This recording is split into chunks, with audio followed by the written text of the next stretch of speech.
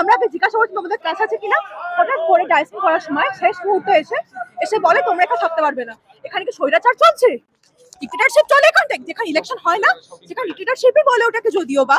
কিন্তু আমরা চাই এখানে ইলেকশনটা হোক, গণতান্ত্রিক ভাবে সুষ্ঠু পর্যায়ে হোক। প্রত্যেকটা তৃণমূল ছিল এবং বহিরাগত তৃণমূল, আপনারা ওদেরকে একবার মুখটা দেখান যে ওদের মধ্যে একজনের গলা না আছে আইডেন্টি কার্ড, তবু ওরা আমরা যখন ক্যাম্পাসে ঢুকি আইডি কার্ড এরকম চোখের সামনে দেখে ঢুকতে হয় যে দেখো আমরা এই ক্যাম্পাসে স্টুডেন্ট।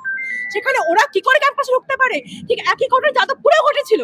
ওরা প্রত্যেকটা একই ঘটনা ঘটায়, ঘটনার পরে মারা শুরু করেছে, তৃণমূলই মারাটা শুরু করেছে একদম প্রথম পর্যায়ে। হঠাৎ করে আমাকে এসে বলে যে তোমাকে, আমি কথা আমি বলছিলাম, হঠাৎ করে আমাকে বলে যে এখানে বলা যাবে না, তোমাদেরকে বেরিয়ে আসতে হবে ক্লাসের মধ্যে। ওরা মিথ্যা বলছে, সেই ক্যাম্পাস থেকে বিলংই করে না।